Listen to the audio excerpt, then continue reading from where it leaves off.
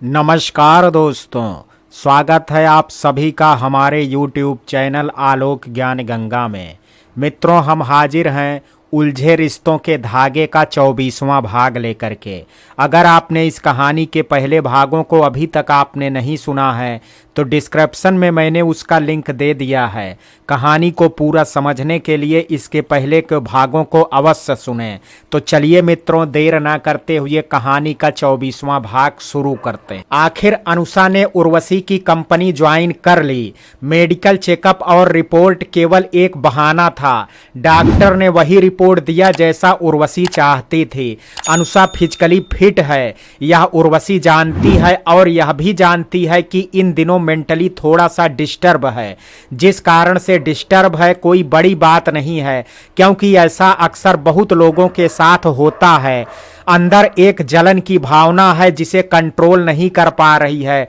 अनुषा इससे किसी कंपनी में काम करने में कोई फर्क नहीं पड़ेगा। वैसे भी अनुषा से काम की उम्मीद लेकर के तो उसे कंपनी ज्वाइन कराने की नहीं सोची उर्वशी ने। उसे एक लेसन देना है, इसलिए कंपनी ज्वाइन कराई है। पहले ही दिन उर्वशी के आदेश पर अनुषा को बहुत सारे जिम्मेदारी वाला काम दिया गया, जैसे मार्केट में उनकी प्रोडक्ट की कितनी सेल है और कितनी डिमांड है, उसका एक डाटा तैयार करना, जिसके अनुसार इतना प्रोडक्ट मैन्युफैक्चर किया जाए कि मार्केट में कभी भी कोई कमी ना हो।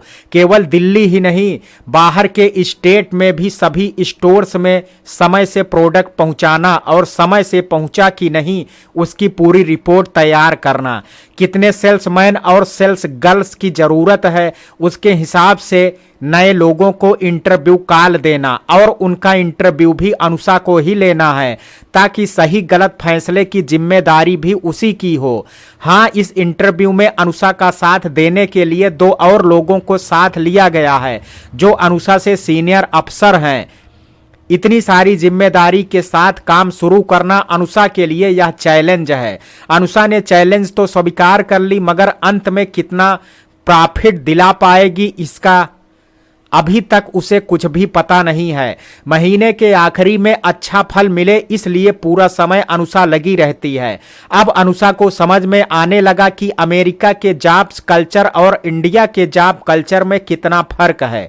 जूही भी समय से ऑफिस पहुंच गई। उर्वशी के कहे अनुसार उसने सारी जिम्मेदारी अनुषा को समझा दिया। जब जूही अनुषा से उसकी जॉब की जिम्मेदारी को लेकर के बात कर रही थी, उस समय अनुषा उसके सामने चुपचाप बैठी सुन रही थी। आज वह जूही की एक जूनियर कलीग है, इससे ज्यादा कुछ नहीं है। जूही उसकी बॉस है और बॉस के साथ जैसा व्यवहार करना चाहिए अनुषा वैसे ही कर रही थी। जूही ने जब सारी बातें समझाने के बाद पूछा, आपको क्या क्या करना है अच्छे से समझ में आया मिस अनुषा? जी मैम, समझ में आया। तो आप जाइए और काम शुरू करिए। शाम को मैं और उर्वशी जी दोनों देखना चाहेंगे कि आपने काम कितने अच्छे से संभाला है। जी मैम। अनुषा ने जूही की ओर देखा तो जूही ने एक हल्की सी स्माइल दी। अनुषा भी एक हल्की सी स्माइल दे करके कमरे से बाहर निकल गई। जूही अपने कॉल पर व्यस्त थी। कॉल पर कॉल आता जा रहा है और जूही अटेंड करती जा रही है। सबको निर्देश दे रही है किसे क्या करना है, कब किस कंपनी के साथ मीटिंग है, उसकी प्लानिंग सही तरीके से करना है।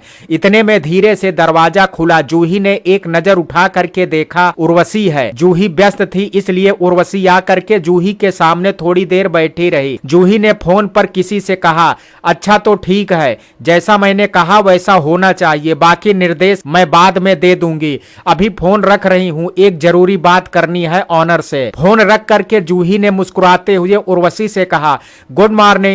सुबह सुबह यहाँ कोई जरूरी काम है क्या? नहीं, कोई जरूरी काम नहीं है, तुमसे मिलने की इच्छा हुई इसलिए चली आई। बताओ अनुषा का क्या हाल चाल है? उसे काम समझा दिया? हाँ समझा तो दिया, मगर मुझे ऐसा लग रहा है काम का प्रेशर थोड़ा ज्यादा दे दिया हम लोगों ने।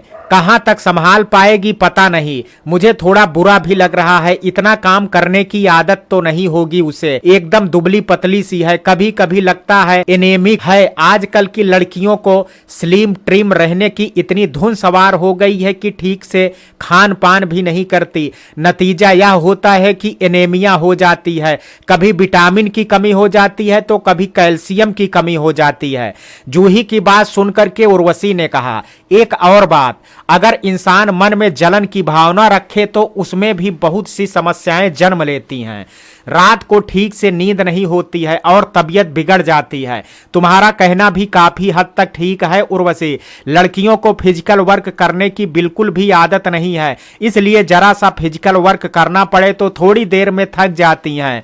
वैसे भी आजकल जीवन में फिजिकल वर्क काफी कम हो गया है। बैठे बैठे लैपटॉप पर काम करना, जिससे दूसरी समस्या शुरू होने लगती है। इसलिए रोज एक्सरसाइज करना बहुत जरूरी है। मैंने अनुषा को तो कभी घर में एक्सरसाइज करते हुए नहीं देखा। निर्भय रोज सुबह जॉगिंग के लिए जाता है, चाहे तो उसके साथ जा सकती है, मगर कभी नहीं जाती। निर्भय से रिश्ता खराब करके रखा है तो जाएगी कैसे? छोड़ो, इस बारे में बाद में बात करेंगे। पहले हमें देखना है कि आज अनुषा कितनी सफलता से अपना काम हैंडल करती है। तुम्हारा क्या ख्याल है, कर पाएगी वह? मुझे संदेह है, फिर भी देखते हैं क्या होता है। मुझे उससे बहुत ज्यादा उम्मीद नहीं है और उस पर मैं निर्भर भी नहीं हूं। मैंने दूसरे मैनेजर को समझा दिया है, अगर अनुषा से काम नहीं बने तो उन लोग संभाल लेंगे। एनी हाउ मुझे तो प्रॉफिट चाहिए। अनुषा को कंपनी ज्वाइन कराने का एक ही कारण है, और वह कारण है उसे अच्छा एक लेसन दे करके समझाना कि जिंदगी वैसी नहीं होती है जैसा एक इंसान सोचता है। चारों ओर का वातावरण कैसा है, इस पर जिंदगी की बहुत सारी बातें निर्भर करती हैं। इसलिए हमेशा सबके साथ मेल जोल बढ़ा करके रखने में भलाई है। उसी से इंसान सही तरीके से जी सकता है, चाहे वह घर हो या फिर कंपनी हो। किसी की मदद के बिना कोई कभी भी जीवन में सफल नहीं हो सकता। सफलता तो दूर की बात है, चलना भी मुश्किल है। इसलिए तो कहते हैं इंसान एक सामाजिक प्राणी है और समाज में रह करके ही जिया जा सकता है, अकेला नहीं। तुमने जो सोचा सही सोचा। मुझे तुम पर भरोसा है, पर मुझे अनुषा पर कभी कभी दया आती है। जबरदस्ती उसने यह मुसीबत अपने सिर ओढ़ ली। क्या जरूरत थी उसे यह सब करने की? निर्भय के साथ कंधा से कंधा मिला करके अच्छे से चलती और घर परिवार वालों के साथ मिल करके रहती तो कितना प्यार मिलता उसे सबसे। नादानी करके अपना सब कुछ खो दिया। जूही के चेहरे पर तनाव और माथे पर सिकन। जूही को तनाव में देख करके उर्वशी ने कहा, टेंशन मत करो जूही, जो भी हो रहा है हमेशा के लिए नहीं हो रहा है। अनुषा अगर इस बीच अपने आप को बदल देती है तो वह अपनी कंपनी में निर्भय के साथ काम करने लगेगी। तब तक तो हमें थोड़ा सा धैर्य रखना पड़ेगा और सहना भी पड़ेगा। उसके साथ ऐसा भी कुछ होने नहीं देंगे कि उसे कोई नुकसान हो। मैं समझ रही हूं, मगर कभी कभी मन नहीं मानता है। क्या जरूरत थी इस लड़की को सबके साथ इतना बुरा व्यवहार करने की और सबसे रिश्ता खराब करने की? अगर वैसा नहीं करती तो उसे यह परीक्षा भी नहीं देनी पड़ती। इसलिए कहते हैं ना कि इंसान को ज्यादा सुख मिल जाता है तो सुख बर्दाश्त नहीं होता और खुद ब खुद इंसान फूलों की सेज छोड़ करके कांटों पर चलने लगता है और पांव लुहलुहान हो जाते हैं। जरा आहिस्ता बोलो, दीवारों के भी कान होते हैं। कहीं अनुषा ने सुन लिया तो हमारी बनी बनाई प्लानिंग फेल हो जाएगी। हमें थोड़ी सावधानी रखनी पड़ेगी, वरना हम उसे कैसे सुधारेंगे? उसे सुधारना और उसमें परिवर्तन लाना बहुत आवश्यक है, वरना इतना सुंदर चोपड़ा बिला और उसके अंदर की सुख शांति कैसे बनी रहेगी? इसलिए मैं चाहती हूं कि हमने जो भी प्लानिंग बनाई है वह सारी सही तरीके से काम करे। उसको कानों कान भनक ना लगे कि सब कुछ पूर्व निर्धारित है। उर्वशी और भी कुछ कहने जा रही थी, इतने में जूही की नजर दरवाजे पर पड़ी तो उसने आंखों से इशारा किया चुप होने का, क्योंकि दरवाजे पर अनुषा खड़ी है। कितनी देर से खड़ी है यह दोनों को ही नहीं पता है। जूही ने तुरंत बात बदलने के लिए कहा, आइए आइए मिस अनुषा, अंदर आइए। कब से खड़ी हैं? अंदर क्यों नहीं आई? अनुषा ने कोई जवाब नहीं दिया और ना ही कदम बढ़ाया। खड़ी होकर के मन ही मन सोच रही थी, क्या बताऊं कब से खड़ी हूं। जब से भी खड़ी हूं मैंने बहुत सारी बातें सुन ली। आप लोगों ने जानबूझ करके प्लानिंग करके मुझे इस मुसीबत में डाली है। इसलिए उर्वशी आंटी ने मुझे जॉब ऑफर किया। मुझे भी जॉब की जरूरत थी, इसलिए मैंने भी तुरंत हाँ कर दी। मैंने कभी सोचा ही नहीं था कि आप दोनों मिल करके मेरे साथ ऐसा खेल खेल सकती हो। मैं भी देखती हूं आप लोग और क्या क्या कर सकती हैं। मैं भी कोई कम नहीं हूं जो आपके सामने कमजोर पड़ जाऊंगी। कभी पता भी नहीं लगने दूंगी कि मैंने आपकी बातें सुन ली है। खड़ी क्यों हो मिस अनुषा, अंदर आ जाइए और बताइए किस लिए आई हैं? उर्वशी ने मुस्कुराने की कोशिश करते हुए कहा। अनुषा आकर के उर्वशी और जूही के पास खड़ी हो गई तो जूही ने कहा, बैठिए। हाथ में फाइल लेकर के आई हैं, इसका मतलब कुछ पूछना है आपको? हाँ, मैं एक जगह अटक गई हूं, थोड़ा समझा दीजिए कि वहां पर मुझे क्या करना है। इसके लिए आप मेरे पास क्यों आई हैं? आप सीनियर अफसर से भी पूछ लेती, हमेशा जीएम के पास आने की कोई आवश्यकता नहीं है। जूही ने थोड़ा सा नाखुश होते हुए कहा, क्योंकि उसको लग रहा है कि अनुषा ने उन दोनों की बातें सुनी है। हाँ, जूही ने बिल्कुल सही कहा, हमेशा जीएम और ओनर के पास आने की आवश्यकता नहीं है। किसी भी मैनेजर को यह शोभा नहीं देता है। मैनेजर से ऊपर जो सीनियर मैनेजर हैं वह किस लिए होता है? आप ऑफिस में आकर के भूल जाइए कि मिस उर्वशी और मिस जूही आपकी कोई रिश्तेदार हैं।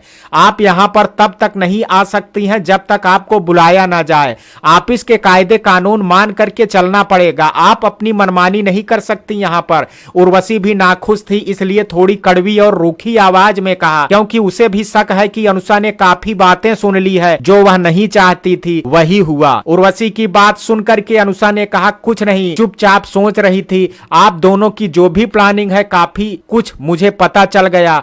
फिर भी मैं आपके ऑफिस में काम करके अपनी काबिलियत दिखाना चाहती हूँ। भले ही मैंने टॉप यूनिवर्सिटी से एमबीए नहीं किया है, मगर घास भी नहीं काटी है। एक ऑफिस में जॉब भी किया है, थोड़ा बहुत अनुभव तो है मुझे। आप दोनों के सामने मैं खुद को कभी भी कमजोर साबित नहीं होने दूंगी, भले ही मुझे ज्यादा मेहनत करनी पड़े। जी मैम, मैंने आपकी बातें सुनी, आगे से ऐसी गलती नहीं होगी। ऑफिस का नियम मान करके ही नहीं चलूंगी। थोड़ी देर के लिए मैं भूल गई थी कि यह ऑफिस है और आप दोनों यहाँ पर मेरे रिश्तेदार नहीं। I am very sorry. जानबूझ करके अनुषा ने थोड़ी रोनी सूरत बनाई ताकि दोनों को समझ में नहीं आए कि उसने उन लोगों की बातें सुन ली। चलो आज माफ कर देते हैं, आप भी हमारी बेटी की तरह हो। अभी अभी नया काम शुरू किया है, देखते हैं आप कहां तक काबिलियत साबित कर पाती हैं। Wish you all the best. मैं जा रही हूँ जूही, तुम इनके समस्या का समाधान कर दो। उर्वशी तेज कदमों से कमरे से निकल गई। अनुषा ने फाइल जूही की ओर बढ़ा दी। जूही ने फाइल पलट करके देखा और जो कुछ अनुषा को समझ में नहीं आया समझा दिया। सारी बातें समझ में आई आपको? जूही ने पूछा। हाँ मैम, आ गई। तो अपनी ओर से बेस्ट करने की कोशिश करिए और जो बात समझ में नहीं आए अपने सीनियर मैनेजर से पूछ लीजिए। ठीक है, अब मैं चलती हूँ, बहुत सारा काम है करना। Okay, all the best. एक स्माइल दे करके कहा जूही ने। अनुषा ने भी एक स्माइल दिया और कमरे से निकल गई। जाते जाते सोचने लगी, आप दोनों इतनी कनिंग हैं, मैंने कभी सोचा भी नहीं था। बिल्कुल टिपिकल सासू माँ बहू के साथ बदला ले रही हैं। इसलिए तो कहते हैं बहू कभी बेटी नहीं बन सकती और सास कभी माँ नहीं बन सकती। पर मैंने भी तो सासू माँ के साथ अच्छा व्यवहार नहीं किया। गलती मेरी भी तो है, गलती की है तो अब खामियाजा तो भुगतना ही पड़ेगा। फंस गई हूँ, अब निकल भी नहीं सकती यहाँ से। निकल करके जाऊंगी भी नहीं। जाऊंगी भी कहाँ? निर्भय भी तो मुझसे बात नहीं करता है और ना मुझे कभी माफ करने को तैयार है। माफ करेगा भी क्यों? मैंने भी तो उसके सामने उसकी माँ बहन की बहुत बुराई की। जब मैं खुद बेटी बन करके सासू माँ को माँ नहीं समझ पाई तो वह क्यों मुझे बेटी समझने लगी। इन दोनों ने जो भी प्लानिंग की है उस पर मुझे खरा उतरना है, उनके मुंह पर तमाचा मारना है। सोचते सोचते अपनी केबिन में आ गई अनुषा और एक के बाद एक फाइल पलटने लगी। काम का इतना प्रेशर है कि लंच का टाइम कब निकल गया उसे पता ही नहीं चला। लंच समय निकल गया, उसने घड़ी की ओर देखा, घड़ी 4 बजा रही थे। खुद ही बड़बड़ाने लगी, कोई बात नहीं, आज डिनर अच्छे से कर लेंगे, मगर इस वक्त एक कप चाय जरूर होनी चाहिए। टेबल पर रखी बेल बजा दी तो दौड़ करके सर्वेंट आया और कहा, जी मैम, सुनील एक कप चाय ले आना। ओके मैम, अभी लाता हूं। अनुषा फिर से लैपटॉप के सॉफ्ट फाइल में उलझ गई। सुनील चाय दे करके गया मगर वह चाय पीना भूल गई। जब चाय की बात याद आई तब तक चाय ठंडी हो चुकी थी। उसने दोबारा सुनील से चाय लाने के लिए कहा। दोबारा चाय लाई तो इस बार पहले चाय पी, उसके बाद फिर काम में लग गई।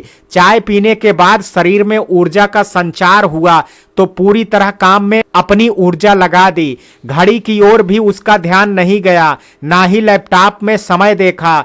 खुद से ही एक लक्ष्य बना लिया था कि आज इतना काम करना है। उस काम को खत्म किए बिना घर नहीं जाना चाहती, इसलिए बीच में बिल्कुल भी आराम नहीं लिया। दरवाजा खोल करके सर्वेंट अंदर आया और कहा, मैम 7:30 बज गया है, सब लोग लगभग जा चुके हैं ऑफिस से, केवल सीनियर मैनेजर साहब रह गए हैं, वो भी निकलने वाले हैं। आप कब तक बैठेंगे? मुझे ताला लगा करके फिर घर जाना है। मैं और थोड़ी देर काम करूंगी, जब तक मेरा काम खत्म ना हो जाए तब तक तुम इंतजार नहीं कर सकते क्या? आप काम करेंगे तो इंतजार तो करना ही पड़ेगा, कर लीजिए काम, मैं बाहर बैठा हूँ। ठीक है, हो जाएगा तो मैं बता दूंगी, उसके बाद मुझे निकलना ही है। फिर अनुषा लैपटॉप में उलझ गई। अचानक उसकी नजर घड़ी की ओर पड़ी, क्योंकि भूख जोरों से लग रही थी। उसने देखा 8:30 बज गया है और अभी तक ड्राइवर को फोन भी नहीं किया। तुरंत उसने फोन उठाया और ड्राइवर से कहा, जितनी जल्दी हो सके आ जाओ। ड्राइवर ने कहा, मैडम जी मैं आधे घंटे से बाहर इंतजार कर रहा हूँ, आप आ जाइए, मुझे तो जूही मैम ने भेजा है आपको जल्दी से घर ले आने के लिए। सब लोग आपके लिए डिनर पर इंतजार भी कर रहे हैं। अच्छा मैं अभी आती हूँ।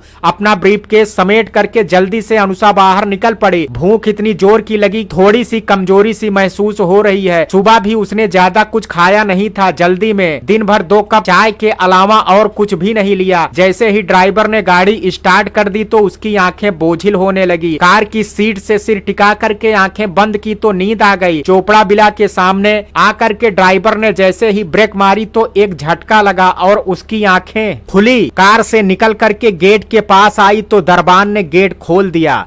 ड्राइंग हॉल में प्रवेश करके देखा वहां पर कोई नहीं है। वह तेज कदमों से चल करके अपने कमरे की ओर बढ़ गई। घर पहुंच करके हाथ मुंह धो करके तरोताजा हो करके एक बार अनुषा ने सोचा सबके साथ बैठ करके डिनर करेगी। फिर दूसरे ही क्षण ऑफिस की बातें याद आते ही उसने अपना विचार बदल दिया। भूख जोरों की लगी है फिर भी चुपचाप अपने बिस्तर पर लेट गई। इधर सब लोग इंतजार कर रहे हैं कि कब अनुषा आएगी और कब डिनर करेंगे। अनुषा घर पहुंच गई तो पता चल गया सबको, क्योंकि ड्राइवर लौट करके आ गया और कार की चाबी आदित्य को दे दी। सब यही सोच करके बैठे हैं कि फ्रेश हो करके डाइनिंग रूम में आ जाएगी अनुषा, मगर जब 9 बजे तक नहीं आई तो सब बेचैन हो उठे, क्योंकि सबके पेट में चूहे कूद रहे थे। अधीर हो करके निर्भय ने कहा, मम्मा और ज्यादा बैठा नहीं जाता मुझसे, मैं भी खा लेता हूँ। आप लोगों को जब खाना है उसके साथ खा लेना।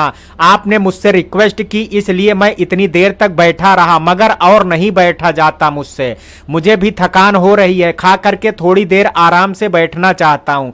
ठीक है बेटा तुम खा लो, आदि तुम भी खा लो, मैं देख करके आती हूँ अनुषा अभी तक क्या कर रही है। जूही ने धीरे से कमरे का दरवाजा खोला। अनुषा चुपचाप करवट लेकर के लेटी हुई है या सो रही है, जूही को पता नहीं। दरवाजा खोलने की आवाज आई तो अनुषा समझ गई कि कोई तो आया है, मगर उसने पलट करके नहीं देखा। अनजान बन करके चुपचाप लेटी रही। उसे इतना अनुमान तो लग गया था कि जरूर सासू मां आई होंगी, क्योंकि निर्भय तो आएगा नहीं और ससुर जी भी नहीं आएंगे। बिस्तर के पास आकर के जूही ने धीरे से कहा, अनुषा तुम सो रही हो क्या? जूही की आवाज सुनकर के भी अनुषा ने कोई जवाब नहीं दिया तो जूही ने उसके कंधे पर हाथ रखा और धीरे से कहा, अनुषा सो रही हो क्या? नाटक करती हुई एक जमुहाई लिया अनुषा ने और जूही की ओर देख करके कहा, बहुत जोर से नींद आ रही थी मॉम, इसलिए थोड़ी देर लेटी थी, थकान भी लग रही है। अच्छा उठो चलो डिनर करने, हम लोग तुम्हारे आने का इंतजार कर रहे थे। आप लोग खा लीजिए मॉम, मुझे अभी नहीं खाना है। क्यों नहीं खाना है? भूख तो लगी होगी तुम्हें। चलो उठो, उठ करके आओ, मैं जा करके खाना लगाती हूँ। मैंने ऑफिस में कुछ खा लिया था मॉम, क्योंकि मुझे भूख लग रही थी। अभी भूख नहीं है, आप लोग खा लीजिए, जब मुझे भूख लगेगी तो मैं उठ करके खा लूंगी। अभी मुझे सोने का मन कर रहा है। अनुषा ने बहाना बनाया क्योंकि उसका मन सुबह का बदला लेने के लिए बेताब है। जूही डाइनिंग रूम में आ गई तो आदित्य ने पूछा, क्या हुआ अनुषा, आई नहीं? कह रही है मुझे भूख नहीं है, आप लोग खा लीजिए, भूख लगेगी तो बाद में खा लूंगी, तब तक तो सारा खाना ठंडा हो जाएगा। भूख क्यों नहीं है? इतनी मेहनत करने के बाद तो भूख लग ही जाती है। आदित्य ने चिंता व्यक्त की। कुछ नहीं पापा, उसका नाटक फिर शुरू हो गया है, जाप पक्की हो गई, अब फिर से नाटक करने लगी है। मुझे तो पहले से ही शक था। जाप के लिए एक दिन सबसे मीठी मीठी बातें कर रही थी, फिर हो गया ना शुरू नाटक। निर्भय हमेशा ऐसा मत बोला करो, ऐसा लगता है तुम्हारे तुम्हारी वाइफ नहीं है, दुश्मन है। उसने ऑफिस में कुछ खा लिया इसलिए भूख नहीं है। जूही ने निर्भय को डांट दिया। माम, आप बहुत नर्म दिल की हैं, बस 2 दिन में ही सब भूल गई। उसका यहाँ पर कौन है? हम अगर उसके साथ ऐसा करेंगे तो बेचारी कहाँ जाएगी? यह बात तो उस बेचारी को भी सोचना चाहिए। माम, निर्भय तुम्हारा खाना हो गया तो तुम जा करके आराम करो या कुछ करो, उसके लिए मैं देख लेती हूँ क्या करना है। जो भी करना है सोच समझ करके करना माम, कहीं ऐसा ना हो फिर बातों का तीर चला दिया जाए और आप जख्मी हो जाएं। ठीक है, उसे जो कहना है कहने दो। मुझे कुछ कह करके अगर उसे सुकून मिल जाता है तो क्या बुराई है। मैं कोई माटी का पुतला तो नहीं हूँ कि उसकी बातों से गल जाऊंगे। निर्भय और आदित्य दोनों डिनर करके ड्राइंग रूम में जाकर के बैठ गए। जूही ने एक प्लेट में अनुषा के लिए खाना निकाल करके उसके कमरे में ले गई। कमरे में घुसते ही अनुषा ने कहा, आप प्लेट में क्या लेकर के आई हैं माम? तुम्हारे लिए खाना लेकर के आई हूँ, यहीं बैठ करके खा लो। बाद में खाओगी तो सब कुछ ठंडा हो जाएगा। मेरे लिए आपको इतनी चिंता क्यों हो रही है? ऑफिस में तो आप ऐसा व्यवहार कर रही थी जैसे मुझे जानती ही नहीं है। ऑफिस ऑफिस है और घर घर है। ऑफिस में मैं जूही ओबेरॉय हूँ जो जीएम के पोस्ट पर बैठी है। वह कुर्सी पर एक बहुत जिम्मेदारी वाली कुर्सी है। वहां पर मैं सबको रिश्तेदार नहीं समझ सकती। जैसा मुझे ओनर से आदेश मिलता है मैं वैसा ही करती हूँ। घर में तुम मेरी डॉटर इन लॉ हो, इसलिए तुम्हारा ध्यान रखना भी मेरा काम है। मैंने उर्वशी माम को ऐसा कभी सोचा नहीं था। आज मुझसे इतनी रूखेपन बात की उन्होंने। ऐसा लग रहा था कि सब कुछ छोड़ करके आ जाऊं, मगर छोड़ करके आ जाऊंगी तो आप लोग मुझे कमजोर समझेंगे, इसलिए छोड़ भी नहीं सकती और छोड़ करके जाऊंगी भी कहां। उर्वशी की बातें मुझे भी बुरी लगी थी मगर मैं कुछ नहीं कर सकती। मैं उसकी कंपनी में बैठी हूं। आपके चेहरे से लगा तो नहीं था कि आपको बात बुरी लगी। अगर आप कह रहे हैं तो मान लेती हूं। तुम्हें विश्वास नहीं है तो मैं क्या करूं? कैसे विश्वास दिलाऊं तुम्हें? तुम तो शुरू से ही यही सोच रही हो कि मैं तुमसे प्यार नहीं करती। मैं तुम्हारी सौतेली सासू माँ हूं। मैं आदित्य की संपत्ति के लालच में यहां आई हूं और पता नहीं क्या क्या कहा तुमने।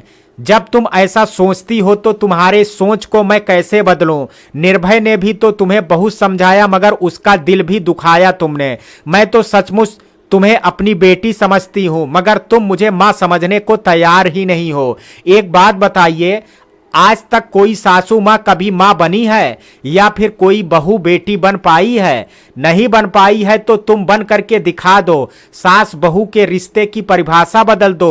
सब कुछ एक तरफा तो नहीं होता है, दोनों हाथों से ही ताली बजती है।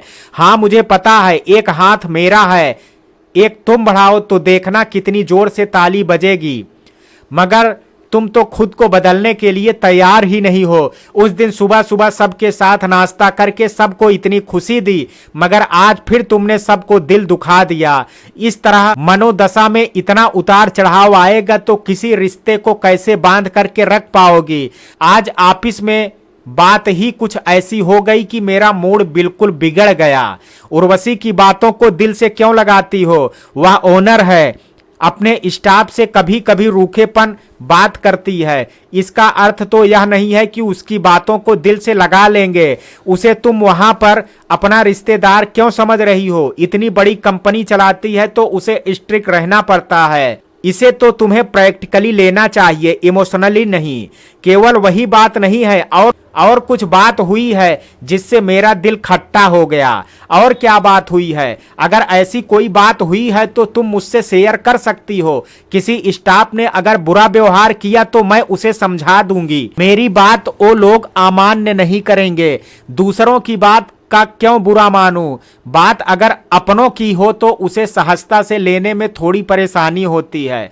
अपनी बात कह करके अनुषा जूही की ओर देखने लगी, उसके चेहरे का हाव भाव देखने के लिए। अनुषा की बात सुन करके जूही के मन में शंका हुई, कहीं इसने हम दोनों की बातें तो नहीं सुन ली। अगर सुन ली तो बहुत बुरा होगा। हम दोनों की बातें सुन करके इसके दिल को ठेस तो लगेगी, क्योंकि जो भी हो आखिरकार हम दोनों ही उसकी सासू माँ हैं। अनुषा को कुछ समझ में ना आए इसलिए खुद को संभालते हुए जूही ने कहा, मैंने पहले भी कहा फिर कह रही हूँ, ऑफिस में तुम्हारा अपना कोई नहीं है, सब कलीग है, इसलिए किसी की बातों को दिल से लगाना बिल्कुल बचपना होगा। बी मैच्योर अनुषा, अब तुम्हें सब कुछ लोगों के साथ मिल करके ही काम करना होगा। एक जगह रहने से कई बातें होती हैं, क्योंकि सबके विचार अलग अलग होते हैं। विचारों की टकराहट होगी मगर बातों तक दिल से मत लगाना। मुझे पता है वहां पर मेरा अपना कोई नहीं है, वास्तविकता यही है, मगर थोड़ा सा भावुक हो करके सोचूं तो आपसे और उर्वशी मॉम से मैं अपने रिश्ते को नकार तो नहीं सकती। हाँ, तुम्हारा कहना सच है, मगर हमने ऐसा क्या कह दिया जो तुम इतना दिल से लगा रही हो? आप खुद ही सोच करके देखिए तो आपको पता चल जाएगा आपने क्या क्या कहा और क्या नहीं कहा। मैं अपने मुंह से कुछ कहना नहीं चाहती। अनुषा की बात सुनकर के जूही फिर सोचने के लिए मजबूर हो गई। इसका मतलब अनुषा ने हमारी बातें सुनी है, तभी इतनी प्रक्रिया दे रही है। सुनी है तो सुनने दो, सुन करके उसे समझ में आना चाहिए कि वह कहां पर गलत है। धीरे धीरे उसे यह भी समझ में आ जाएगा कि अगर हमने कोई कदम उठाया है तो उसकी भलाई के लिए। अभी मैं इससे कुछ भी तर्क वितर्क नहीं करूंगी, उसे उसके हाल पर छोड़ देती हूं। आगे जो भी होगा देखा जाएगा। मैं खाना रख करके जा रही हूं, तुम्हें जब भूख लगे तो खा लेना। मैंने भी अभी तक कुछ नहीं खाया है, मुझे भी थोड़ा सा खाना है। अनुषा के उत्तर का इंतजार किए बिना जूही कमरे से बाहर निकल गई। अनुषा के पेट में चूहे कूद रहे थे मगर अभिनय करना भी जरूरी था। जूही के निकल जाने के बाद उसने देखा प्लेट में क्या क्या रखा है। अपनी मनपसंद डिश देख करके उसके मुंह में पानी आ गया और वह तुरंत खाने के लिए बैठ गई। खाते खाते सोचने लगी, मेरी सासू माँ बुरी नहीं है, अगर बुरी होती तो मेरे लिए खाना क्यों लाती, खुद खा करके चुपचाप सो जाती। क्या फर्क पड़ता अनुषा ने खाया कि नहीं खाया। मुझे ऐसा लग रहा है सारी प्लानिंग उर्वशी मॉम की है। सासू माँ को उनकी बातें माननी पड़ती हैं क्योंकि उनकी बॉस हैं। मुझे लगता है सासू माँ उर्वशी मॉम के सामने बहुत सीधी पड़ जाती हैं। अगर उर्वशी मॉम तेवर नहीं होती तो कभी भी इतनी बड़ी कंपनी नहीं चला सकती थी। हाँ, जरूर उन्हीं की प्लानिंग है क्योंकि जॉब का ऑफर भी तो उन्होंने दिया था। जो भी हो, मुझे धीरे धीरे सब पता चल जाएगा। आज समय मेरी परीक्षा ले रहा है तो कल समय खुद ही बताएगा कि कौन सही है और कौन गलत है। मैं जितना हो सके अपना काम ईमानदारी से करके अच्छा रिजल्ट देने की कोशिश करूंगी, खुद को साबित करूंगी। बाकी सब ईश्वर पर छोड़ करके अपने काम में मन लगाऊं तो सफलता जरूर मिलेगी। निर्भय अपने कमरे में जा रहा था। अनुषा के कमरे का दरवाजा खुला हुआ था। जाते समय निर्भय ने देखा अनुषा बैठ करके आराम से खा रही है। अनुषा का यह नाटक निर्भय को बिल्कुल भी अच्छा नहीं लगा। वह सोचने लगा, इसका मतलब मम्मा खाना लेकर के आई थी, डाइनिंग रूम में तो जा नहीं पाई खाने के लिए। जब खाना लेकर के आई तो खा रही है आराम से। पता नहीं यह लड़की और क्या क्या गुल खिलाएगी। कुछ ज्यादा करे उससे पहले मुझे कुछ समझाना है। अनुषा अपने मन से खाना खा रही थी। इतने में निर्भय को दरवाजे पर खड़ा देखा तो उसका हाथ प्लेट पर ही रुक गया। उसका मन खाने के बजाय सोच की दुनिया में विचरण करने लगा। कहीं निर्भय को मेरा नाटक का पता तो नहीं चल गया। अब तुम्हें भूख लगी है? निर्भय का पहला प्रश्न सुन करके अनुषा सकपका गई। नहीं, मतलब मॉम लेकर के आई इसलिए सोचा खा लेती हूँ, नहीं तो खाना बेस्ट हो जाएगा और मॉम को भी असम्मान करना होगा। तुम कब से मम्मा को सम्मान करने लगी? क्यों नहीं कहती कि खाना देख करके खुद को नहीं रोक पाई? सामने खाना रखा है और मुझे भूख लगी है तो क्यों ना खाऊं? तुम्हें इतनी परेशानी क्यों हो रही है? तुम तो ऑफिस से कुछ खा करके आई थी इसलिए भूख नहीं थी, फिर अभी भूख कैसे लग गई? क्यों करती हो अनुषा इतना नाटक? उस दिन ब्रेकफास्ट टेबल पर मॉम को इम्प्रेस करने के लिए इतना नाटक किया। जैसे ही जॉब पक्की हुई फिर शुरू हो गई। तुम थकती नहीं हो क्या कभी? तुम्हें सब कुछ हमेशा नाटक लगता है क्या? अगर मैं अच्छा व्यवहार करूं तो भी तुम्हें नाटक लगता है, बुरा करूं तो भी गुस्सा आता है। करूं तो करूं क्या? सहज रह करके जैसे सबके साथ व्यवहार किया जाता है वैसा ही करो। तुमसे बहुत ज्यादा कोई उम्मीद भी नहीं करता है। एकदम से खुद को अगर बदला हुआ दिखाने लगोगी तो किसी को भी तुम पर भरोसा नहीं होगा, इसलिए सहज रहो। मैं अकेली नाटक करती हूँ क्या और भी तो लोग हैं जो नाटक करते हैं, प्लानिंग करते हैं मुझे परेशान करने के लिए। तुम्हें उनके बारे में कुछ पता भी है? केवल मुझे ही दोषी ठहराते हो। किसने किसके साथ नाटक किया है? आश्चर्य से पूछा निर्भय ने। हैं कुछ लोग। पहले मैं पूरी तरह कन्फर्म हो जाऊं, फिर राज की बात सबके सामने खोल दूंगी। थोड़ा सा इंतजार करना पड़ेगा तुम्हें। पहेलियां मत बुझाओ, साफ साफ कहो मुझे साफ गोई पसंद है। निर्भय का प्रश्न सुन करके अनुषा सोचने लगी, अभी मैं तुम्हें कुछ नहीं बताऊंगी। अभी बताऊंगी तो तुम विश्वास नहीं करोगे। जब मुझे पक्का विश्वास हो जाएगा कि दोनों ने क्या प्लानिंग की है, तब एक दिन तुम्हें बताऊंगी। तुम अपनी दोनों माम को गार्ड समझते हो ना? तुम्हारा भ्रम है। तुम्हारा भ्रम एक दिन मैं तोड़ करके रहूंगी, देखना निर्भय। नहीं, किसी ने कुछ नहीं किया है, मैंने ही नाटक किया है। अब तो तुम खुश हो ना? मुझे तुम्हारी कोई बात समझ में नहीं आ रही है। कभी कुछ कहती हो, कभी कुछ कहती हो। तुम्हारा दिमाग तो ठीक है ना? तुम्हें किसी साइकियाट्रिस्ट से इलाज कराना पड़ेगा। क्या तुमने मुझे पागल समझा है? मैं पागल हूँ जो साइकियाट्रिस्ट के पास जाऊँ? अभी पूरी तरह नहीं हो। जब हो जाओगी तब तो चलना ही पड़ेगा। पहले तो मैं तुम्हें बहुत सुलझी हुई लगती थी, अब पागल लगने लगी। देखा मैंने वक्त कैसे बदलता है और इंसान कैसे बदल जाता है। ठीक है, कभी अपना भी समय आएगा। समय किसी का सगा नहीं होता है, इसलिए हमेशा तुम्हारे साथ नहीं रहेगा। अनुषा की आंखें नम होने लगी तो उसने निर्भय के सामने खुद को संभाल लिया, क्योंकि उसके सामने कमजोर नहीं पड़ना चाहती है। अनुषा की आंखें नम है देख करके निर्भय को भी बुरा लगा, मगर उसने भी खुद को संभाल लिया, क्योंकि इस तरह कमजोर पड़ने से अनुषा उसका फायदा लेगी, उसे पक्का विश्वास है। एक बात ध्यान रखना, समय हमेशा अच्छों के साथ अच्छा और बुरों के साथ बुरा ही करता है। तुम इस तरह नाटक करना बंद कर दो तो कोई तुम्हें पागल नहीं समझेगा। जैसी तुम पहले थी वैसी बन जाओ, देखना सब तुम्हें कितना प्यार करते हैं। अनुषा, रोज रोज यह नाटक नहीं चलेगा। यह हमारा घर है, इस घर की शांति तुम भंग नहीं कर सकती। अब यह घर मेरा भी है, केवल तुम्हारा नहीं। यहाँ पर मैं जैसा चाहूंगी वैसा ही रहूंगी। पहले ही तुम्हारे ऊपर मुझे विश्वास नहीं था, इसलिए मैंने कहा था जब मुझे पक्का विश्वास हो जाएगा तुम में परिवर्तन आ रहा है तब मैं तुमसे बात करूंगा, अदरवाइज नहीं। मेरी बात बिल्कुल 100% सही निकली। अंदर से तुम अभी तक नहीं बदली हो, फिर क्यों आए बात करने के लिए? मैंने कहा है क्या तुमसे बातें करो? तुम्हारी नौटंकी देख करके मैं चुप नहीं रह सकता, इसलिए आया। मैं मम्मा को मना कर रहा था तुम्हें बुलाने के लिए, लेकिन उन्होंने नहीं सुनी। मम्मा बहुत नर्म दिल की हैं, तुमसे बहुत प्यार करती हैं, मगर तुम उनका प्यार समझना ही नहीं चाहती। इस तरह एक दिन तुम अकेली हो जाओगी अनुषा, इसलिए समय रहते जाग जाओ, खुद को बदलो। मुझे मालूम है कितनी नर्म दिल की हैं और कितना प्यार करती हैं। मैं क्यों खुद को बदलूं? तुम क्यों नहीं बदलते खुद को? मैं तो बदला हुआ हूँ, और क्या बदलूं? इसे बदला हुआ कहते हैं। जब देखो जब अपनी बातें मनवाने की कोशिश करते हो,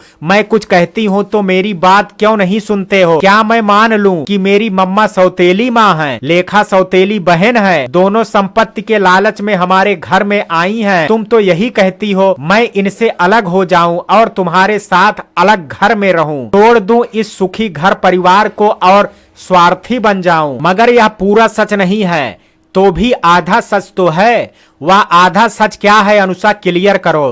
क्लियर करूंगी तो तुम्हें फिर बुरा लग जाएगा, रहने दो। तुमसे बहस करके बेकार में अपनी नींद खराब नहीं करना चाहता।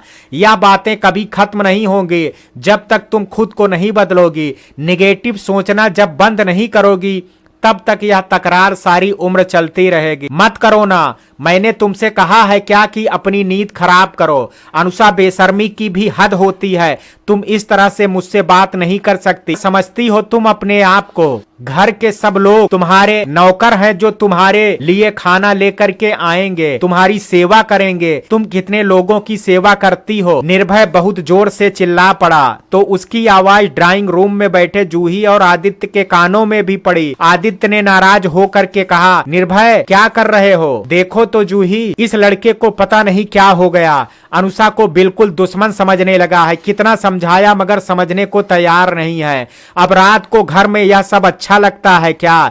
तुम नाराज मत हो, जरूर अनुषा ने कुछ ऐसी वैसी बात की होगी जिसे सुनकर के निर्भय खुद को रोक नहीं पाया। वरना तुम्हें अच्छे से पता है निर्भय कभी ऊंची आवाज में बात नहीं करता है। सहने की भी एक हद होती है। अनुषा दिन प्रतिदिन सारी हदें पार करती जा रही है। मैं जा करके देखती हूँ फिर किस बात पर दोनों में बहस हो रही है। जूही जल्दी से निर्भय के पास आई और निर्भय को रोकते हुए कहा, निर्भय चुप हो जाओ बेटा, रात को इतनी चिल्ला चोट सबको सुनाई देगी। तुम्हारी दादी और नानी दोनों सो रही होंगी। आ गई लाडले बेटे की माँ, अनुषा ने धीरे से कहा। मगर निर्भय ने सुन लिया। क्या कहा तुमने? गुस्से में बोल पड़ा निर्भय। निर्भय बेटा चुप हो जाओ। मम्मा अपनी बहू से चुप होने के लिए कहो। किसकी बहू? मैं किसी की बहू नहीं हूँ, मैं केवल अनुषा हूँ, निर्भय की पत्नी। क्या कहा तुमने? अभी थोड़ी देर पहले मम्मा का लाया हुआ डिनर किया तुमने बैठ करके बड़े सुकून से, और अब कह रही हो तुम किसी की बहू नहीं हो। खुदगर्जी भी एक हद तक होती है। देखा मम्मा, मैंने पहले ही कहा था ना आपसे कि जॉब के लिए बदलने का नाटक कर रही है। मेरी बात सही निकली कि नहीं? हाँ नाटक कर रही थी तो क्या कर लोगे? मम्मा आप सब कुछ जा करके उर्वशी माम से बता देना कि ऑफिस से घर आ करके किसी के साथ अच्छा व्यवहार नहीं कर रही है। खास करके आपको फिर से अपमान करने लगी है। ऑफिस में आपको जी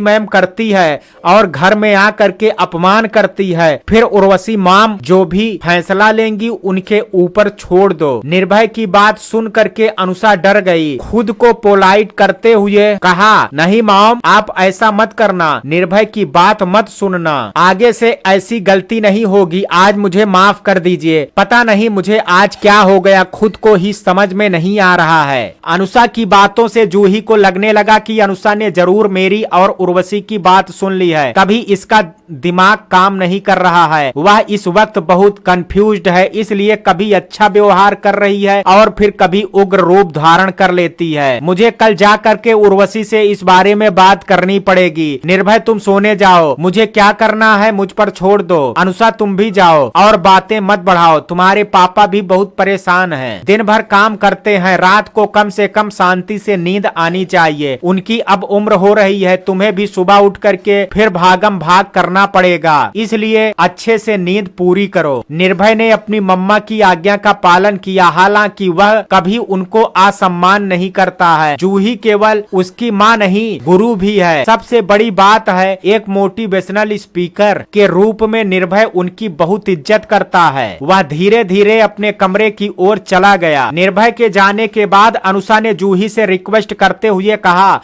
माम प्लीज इस बारे में उर्वशी माम को कुछ मत बताना, नहीं तो मुझे जॉब से निकाल देंगी। मुझे यह जॉब चाहिए। अनुषा रोने जैसी हो गई थी। अनुषा की ऐसी हालत देख करके जूही को फिर बहुत बुरा लगा। उसने अनुषा के सिर पर हाथ रखते हुए कहा, डोंट वरी, मैं ऐसा कुछ भी नहीं करूंगी। तुम अपनी जॉब ईमानदारी से करो ताकि उर्वशी खुश रहे। चलो अब तुम सो जाओ, गुड नाइट। मैं भी सो जाती हूँ, बहुत रात हो गई है। सुबह फिर उठ करके भागम भाग शुरू हो जाता है। जूही की बात सुन करके अनुषा के मन में थोड़ी शांति आई और होंठों पर मुस्कान। खुश होते हुए उसने कहा, मॉम उस दिन आपको मेरी चाय अच्छी लगी थी? हाँ अच्छी बनी थी। फिर कल सुबह मैं आप सब के लिए चाय बनाऊं?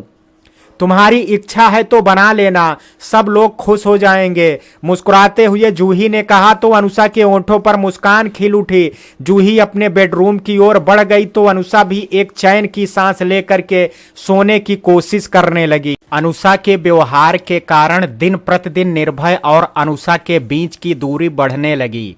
एक ही घर में रह करके दोनों ऐसे जी रहे हैं जैसे नदी के दो किनारे, एक ही राह पर दो अनजान राही।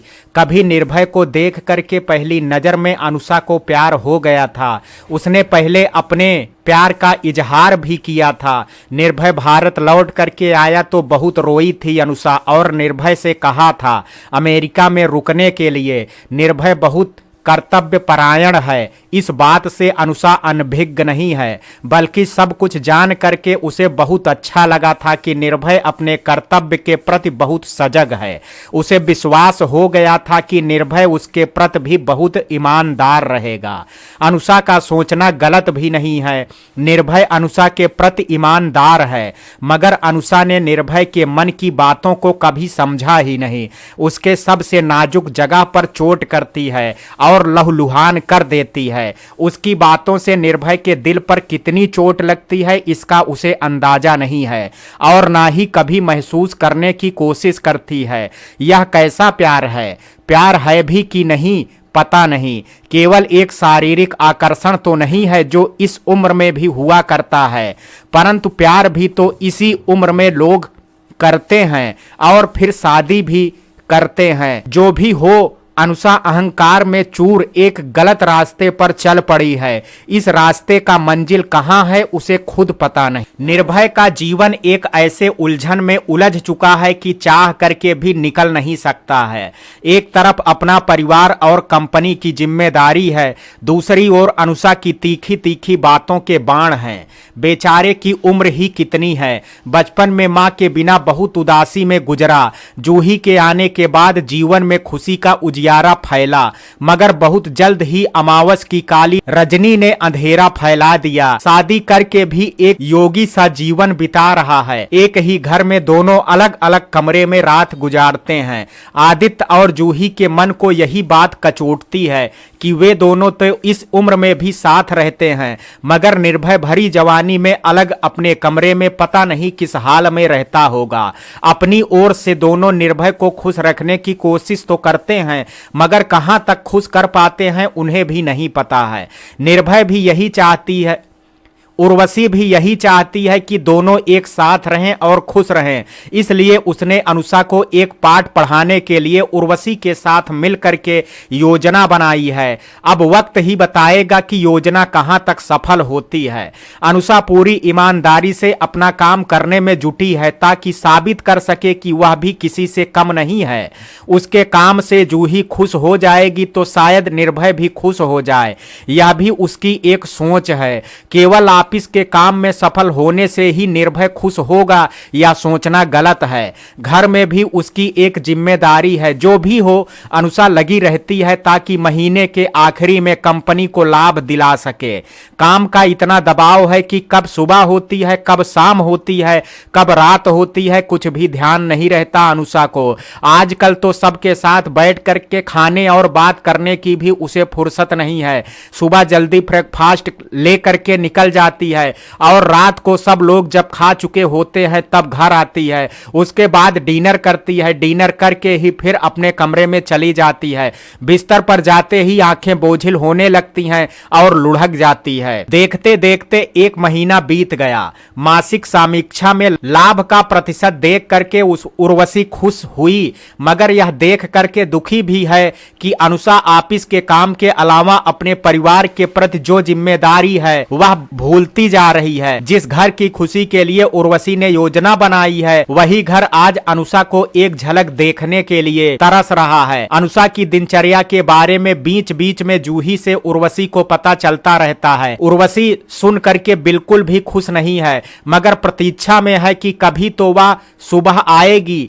यह सच है कि घर की एक असफल बहू उर्वशी की कंपनी में एक सफल मैनेजर साबित हुई। उर्वशी की कंपनी को एक अच्छा मैनेजर मिल गया, मगर जूही के परिवार को क्या मिला? परिवार की बात छोड़ भी दी जाए तो निर्भय को क्या मिला? जरूरी तो नहीं सभी जूही की तरह घर और ऑफिस दोनों मैदान में विजयी सिपाही हों।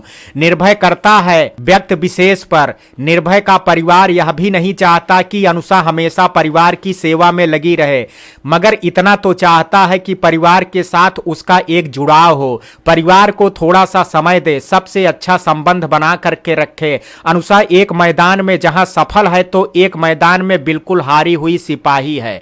खुद की काबिलियत साबित करते करते अनुषा के अपने साथ भी अन्याय किया।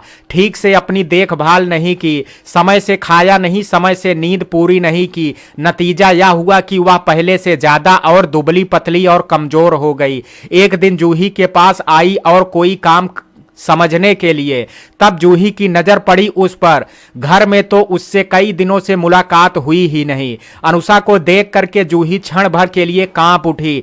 घर में तो जूही से उसकी मुलाकात बहुत कम होती है, इसलिए नजर नहीं पड़ी थी। अनुषा के चेहरे की चमक चली गई, आंखों के नीचे काले घेरे बन गए और पूरा चेहरा सफेद सा दिखने लगा। ऑफिस में जूही ने कुछ नहीं कहा, सोचा आज घर जाकर के उससे बात करेगी। काम समझने के बाद जब अनुषा उठ करके जाने लगी तो उसे चक्कर आया और वह वहीं पर गिर पड़ी। जूही जब तक उठ करके आती तब तक वह बेहोश हो चुकी थी। जूही ने फौरन उर्वशी को फोन लगाया। उर्वशी डॉक्टर को लेकर के और कुछ स्टाफ को लेकर के जूही के कमरे में आ गई।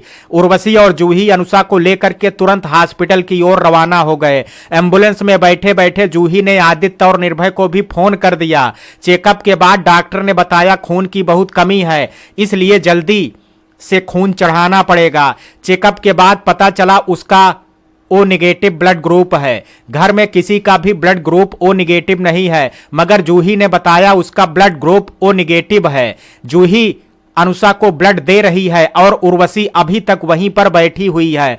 थोड़ी देर बाद निर्भय और आदित्य भी आ गए। दोनों जब आए तब अनुषा सो रही थी। आते ही आदित्य ने पूछा, अब कैसी है अनुषा? अब ठीक है, होश आया है, मगर अभी ग्लूकोज की बोतल और चढ़ेगी क्योंकि कमजोर बहुत है। उर्वशी ने कहा क्योंकि जूही ब्लड दे रही है इसलिए चुप है। और कोई प्रॉब्लम तो नहीं है? निर्भय ने पूछा। ब्लड टेस्ट के लिए ब्लड ले लिया है और सारा टेस्ट होने के बाद ही पता चलेगा और कोई कमी है कि नहीं। रिपोर्ट 2-3 घंटे में आ जाएगी, आज ही पता चल जाएगा सब। उसके बाद ही डॉक्टर आगे की मेडिसिन देंगे। माम, अब आपको यहाँ रहने की जरूरत नहीं है, चलिए मैं आपको घर छोड़ करके आता हूँ, निर्भय ने उर्वशी से कहा। हाँ उर्वशी, अब तुम चली जाओ, हम लोग हैं, निर्भय तुम्हें छोड़ करके आएगा। आदित्य ने भी सहमति दी। निर्भय, तुम्हें जाने की जरूरत नहीं है, तुम यहीं पर रहो। अनुषा को होश आएगा तो उसके पास रहना बहुत जरूरी है। मैं ड्राइवर को कॉल कर देती हूँ, थोड़ी देर में आ जाएगा तो उसके साथ चली जाऊंगी। डिस्चार्ज कब करेंगे, कुछ बताया डॉक्टर ने? आदित्य ने पूछा। अभी तक नहीं बताया, शायद ब्लड रिपोर्ट आने के बाद बताएंगे। डॉक्टर राउंड पर आएंगे तो एक बार तुम पूछ लेना, उर्वशी ने कहा। थोड़ी देर बाद एक नर्स आई और कहा, बस और खून की जरूरत नहीं है, मैं सब कुछ हटा दे, आप थोड़ी देर लेटे रहें, थोड़ी देर के बाद फिर उठ जाना और जूस पी लेना, कमजोरी दूर हो जाएगी, नर्स ने जूही से कहा। नर्स ने ब्लड हटा करके ग्लूकोज बाटल लगा दिया। अनुषा मस्त सो रही है क्योंकि एक बार होश आने के बाद डॉक्टर ने नींद की गोली दी, क्योंकि आराम करना बहुत जरूरी है। जूही उठ करके बैठ गई। आदित्य जूस लेकर के आया तो जूही ने कहा, जूस की जरूरत नहीं है आदि, मैं ठीक हूं, प्लीज पी लो जूही, दिन भर तुम भी भागती रहती हो, तुम्हें कुछ हो गया तो घर बिल्कुल लावारिस हो जाएगा, तुम्हारा ठीक रहना बहुत जरूरी है। आदित्य की बात सुन करके जूही हंस पड़ी। तुम तो हो ना सब कुछ संभालने के लिए, मैं किसी काम का नहीं हूं, केवल ऑफिस संभालता हूं, घर तो तुम्हारे हवाले है। तुम्हारा ठीक रहना बहुत जरूरी है, खास करके इस वक्त अनुषा की देखभाल करना भी जरूरी है। अनुषा के लिए तो निर्भय है, अब उसे जिम्मेदारी लेनी पड़ेगी। निर्भय की ओर देख करके जूही ने कहा, मैंने कब मना किया मम्मा, अनुषा ने खुद ही अपनी मुसीबत बुलाई है तो मैं क्या करूं। इसे क्या जरूरत थी ऑफिस में जा करके इतना काम करने की। अब इसके लिए घर के सब लोग परेशान हैं। परेशान मत हो बेटा, सब ठीक हो जाएगा, अब देखना धीरे धीरे सब समझ जाएगी अनुषा, मैं हूं ना सब कुछ संभालने के लिए, फिर चिंता क्यों कर रहे हो। आप कब तक करती रहोगी, आपके ऊपर भी बहुत सारा प्रेशर है, काम का बहुत सारी जिम्मेदारी है, किसी ना किसी को तो हाथ बटाना पड़ेगा। तो तुम्हारे पापा किस लिए हैं, मेरी जिम्मेदारी ली थी तो वही संभालेंगे सब कुछ। मुस्कुरा करके आदित्य की ओर देखा जूही ने, मैंने भी कम मना किया तुम्हारी जिम्मेदारी लेने से, जिम्मेदारी उठाने कहाँ देती हो, एक बार दे करके तो देखो। आदित्य ने मुस्कुरा करके जूही की ओर देखा। सबकी बातचीत चल रही थी, अचानक अनुषा की आंखें खुली तो सबसे पहले निर्भय पर नजर पड़ी। उसने आश्चर्य से पूछा, तुम यहाँ पर बैठे हो निर्भय? मैं कहाँ पर हूँ, मुझे क्या हो गया था? आराम से एक साथ इतने सारे सवाल कर रही हो। तुम हॉस्पिटल में हो और ऑफिस में गिर करके बेहोश हो गई थी, इसलिए मम्मा और उर्वशी मॉम तुम्हें लेकर के यहाँ आई हैं। शांति से निर्भय ने कहा। गिर करके बेहोश हो गई थी, मगर मुझे क्या हो गया था मुझे तो कुछ याद नहीं है। कुछ याद करने की कोशिश करो या शायद याद आ जाए। हाँ, इतना याद है कि मॉम के पास गई थी कुछ काम समझने के लिए, उसके बाद क्या हुआ मुझे याद नहीं है। मम्मा के सामने ही तुम गिर पड़ी थी, लेकिन मुझे क्या हो गया था, क्यों गिर पड़ी थी? तुम्हारे शरीर में खून की बहुत कमी है, इसलिए चक्कर आ गया था और गिर पड़ी थी। इस बार आदित्य ने कहा। ब्लड की कैसे कमी हो गई? मैं तो अच्छी खासी ऑफिस से निकली थी, सुबह तो मुझे कुछ भी नहीं लग रहा था। जब तुम मेरे पास आई थी तब तुम्हारे चेहरे पर मेरी नजर पड़ी थी, क्योंकि घर में बहुत दिनों से तुमसे मुलाकात नहीं हो पाई थी। तुम्हारा चेहरा देख करके मुझे तभी लग रहा था कि तुम में खून की कमी है, क्योंकि चेहरा बिल्कुल सफेद सा दिख रहा था, आंखों के नीचे काले घेरे बन गए। मुझे लगता है तुमने ठीक से खाना नहीं खाया और समय से नींद भी नहीं ली। जूही ने चिंता व्यक्त करते हुए कहा। मॉम, खाना तो खाती थी, फिर ऐसे कैसे हो गया? जितना तुम्हारे शरीर को चाहिए था उतना तुमने खाया नहीं। केवल भूख मिटाने के लिए खाना जरूरी नहीं है, खाना पौष्टिक भी होना चाहिए। मेरे हिसाब से तुमने फल बिल्कुल भी नहीं खाया। निर्भय ने चिंता व्यक्त की। निर्भय बिल्कुल सही कह रहा है, तुमने खाना तो खाया मगर पौष्टिक खाना नहीं खाया। शरीर को green vegetable, fruit, dry fruits, दूध, दही आदि की जरूरत होती है, तुमने बिल्कुल भी नहीं खाया होगा। जूही ने फिर समझाया। हाँ माम, जल्दी जल्दी में सुबह थोड़ा बहुत खा करके निकल जाते थे, लंच अक्सर स्किप हो जाता था। काम के प्रेशर के कारण रात में को देर से पहुंचती थी तो थोड़ा कम खाते थे। मुझे फ्रूट्स वगैरह खाने का तो समय ही नहीं मिलता था। दैट्स व्हाई धीरे धीरे ब्लड की कमी हो गई। तुम्हें कभी कमजोरी महसूस नहीं हुई अनुषा?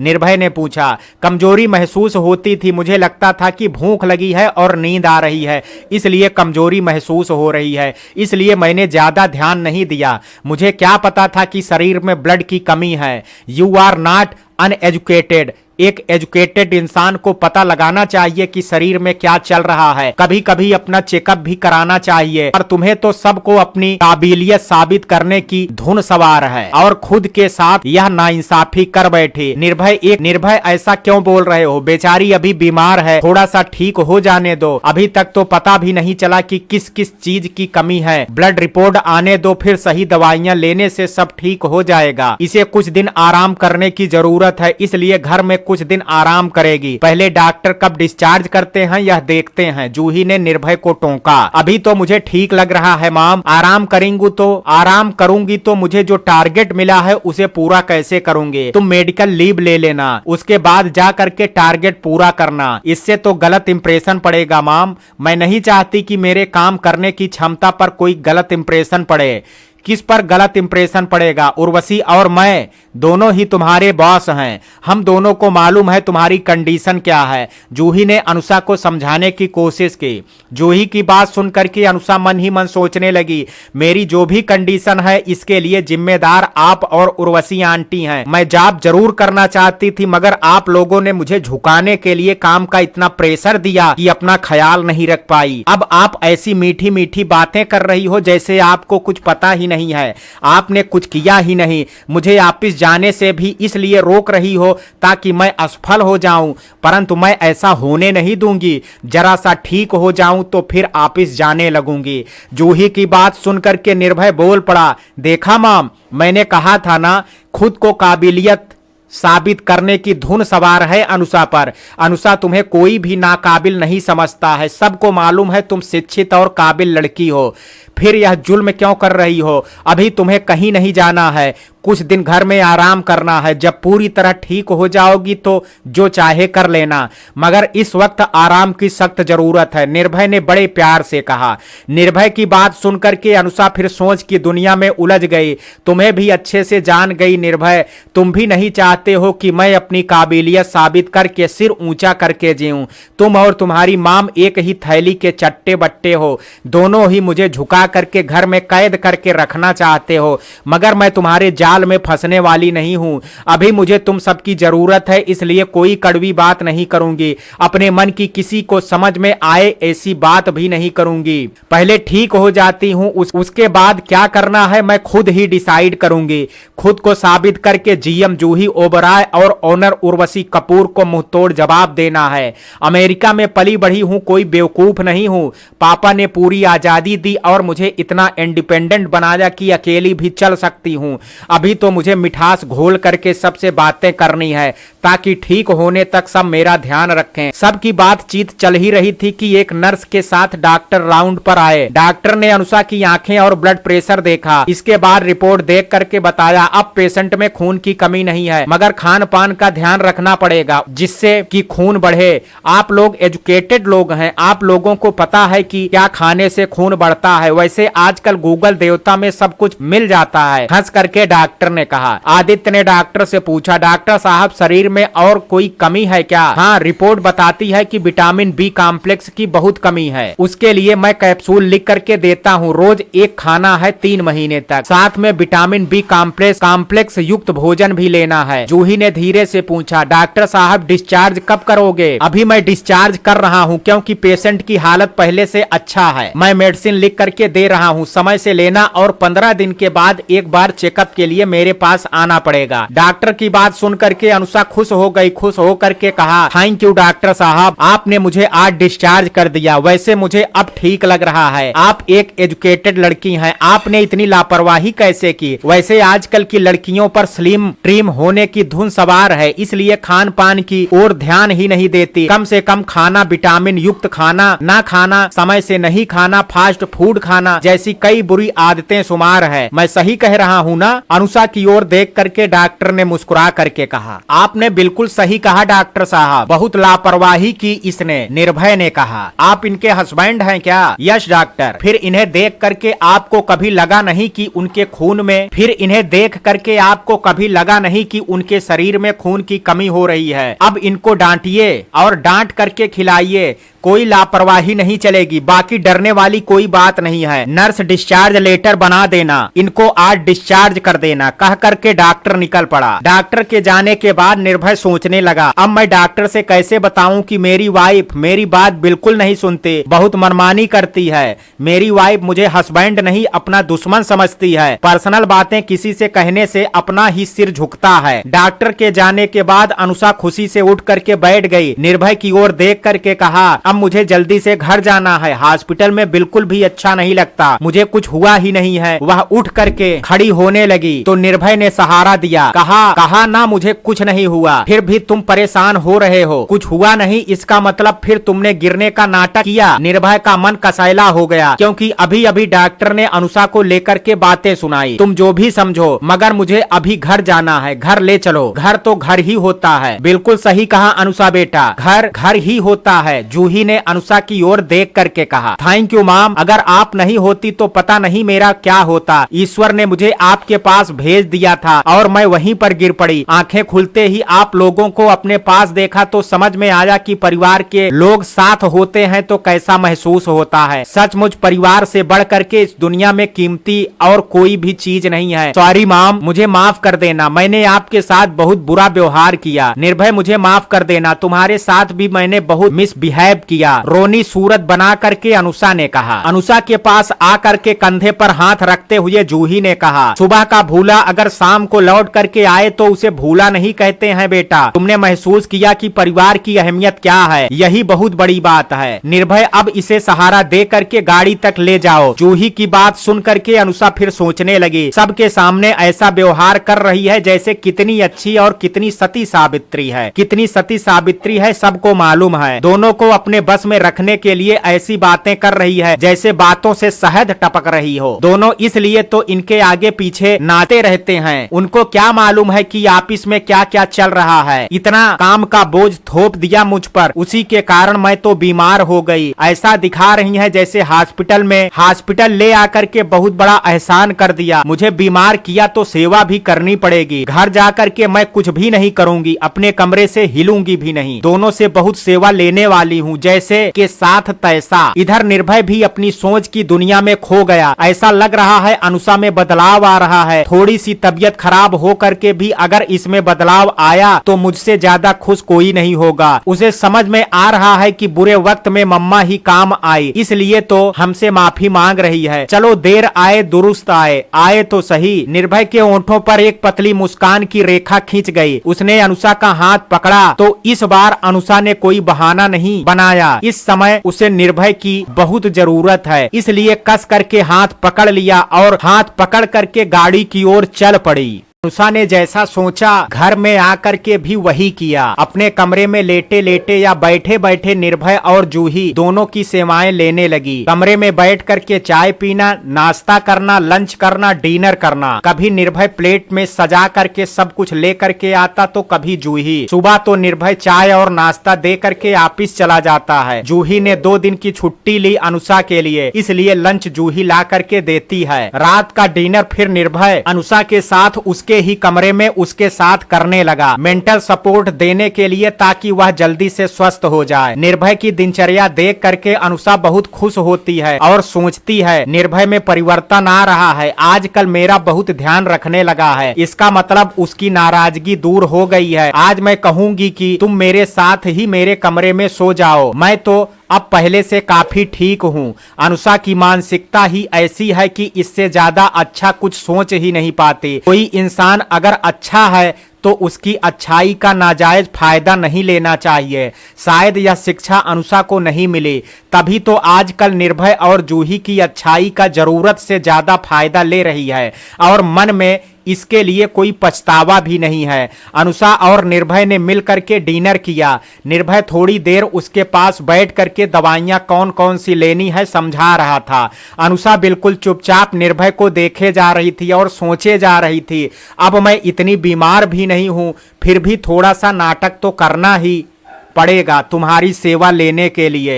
जब शादी की है तो सेवा तो करनी ही पड़ेगी। अनुषा दवाइयां कौन कौन सी लेनी है समझ में आया ना? हाँ हाँ आ गया समझ में। तुम तो पता नहीं कुछ सोचे जा रही थी, मेरी बात सुनी भी कि नहीं पता नहीं। पानी रखा है, दवाइयां रखी हैं, तुम ले लेना, मैं जा रहा हूँ अपने रूम में। मुझे थोड़ा सा काम करना है, उसके बाद ही सोना है। तुम जल्दी से सो जाना, देर तक जागना मत। निर्भय उठ करके जाने लगा तो अनुषा ने उसका हाथ पकड़ लिया। निर्भय ने कहा, क्या कर रही हो अनुषा? छोड़ो, मुझे एक जरूरी काम करना है। आज तुम यहीं पर सो जाओ ना। इतना भी क्या जरूरी काम है जो मेरी खुशी से ज्यादा जरूरी है?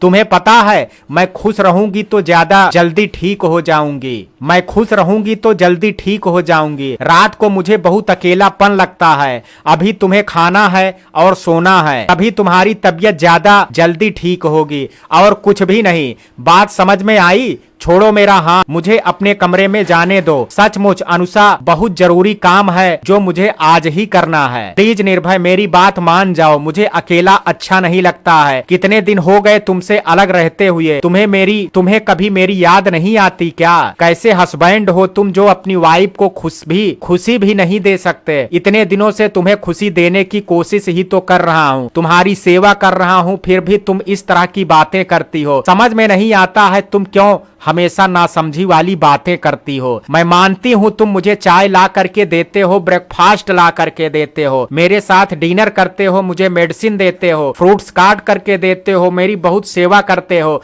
मगर मेरी खुशी किसमें है यह क्यों नहीं समझते हो? इस वक्त तुम्हारी तबीयत ठीक नहीं है, तुम पूरी तरह से स्वस्थ नहीं हो, इसलिए तुम्हें आराम की जरूरत है और कुछ सोचना नहीं है। मैं तो अब काफी ठीक हूँ, कुछ दिनों के बाद ऑफिस जाने लगूंगी। अब मैं इतनी बीमार कहाँ हूँ निर्भय। कल ब्लड रिपोर्ट आई है, मेरा हीमोग्लोबिन 12.5 है। इससे अच्छा और क्या चाहिए? जब तुम ठीक हो गई हो तो सेवा क्यों ले रही हो? क्यों नहीं सबके साथ डाइनिंग रूम में बैठ करके खाना खाती हो? तुम्हें मालूम है मम्मा कितनी परेशान रहती हैं, उनकी भी उम्र हो रही है, उन्हें भी तो आराम की जरूरत है, पर बेचारी कभी आराम कर ही नहीं पाती। निर्भय की बात सुन करके अनुषा सोचने लगी, माँ का लाडला हमेशा माँ के बारे में ही सोचता है, अपनी पत्नी के बारे में सोचने की जैसे जरूरत ही नहीं है। शादी हो गई मगर दोनों ब्रह्मचारी जैसे जिंदगी बिता रहे हैं। इस बुद्धू को कब समझ में आएगा पता नहीं, पर मुझे तो इसे समझाना ही पड़ेगा, नहीं तो मेरा पूरा जीवन ब्रह्मचारी व्रत पालन करते करते निकल जाएगा। ठीक है, मैं सबके साथ बैठ करके कल से डाइनिंग टेबल पर ही खाना खाऊंगी, मगर तुम अभी मेरी बात मान जाओ, आज मेरे पास इसी बेड पर सो जाओ। अनुषा, जब तक तुम पूरी तरह से ठीक नहीं हो जाती और पूरी तरह खुद को बदल नहीं लेती, तब तक मैं तुम्हारे साथ एक ही कमरे में नहीं रहूंगा। मैंने पहले भी बताया है और फिर से बता रहा हूं, देखती हूं कैसे एक कमरे में नहीं रहते हो। अनुषा दोनों हाथों से निर्भय का चेहरा पकड़ करके अपने ओंठ उसके ओंठों के पास लेकर के गई। तभी निर्भय ने उसे दूर धकेल दिया और कहा, बेशर्मी की भी हद होती है, खुद में जरा सा भी आत्मसम्मान और धैर्य नहीं है क्या? खुद बीमार हो फिर भी।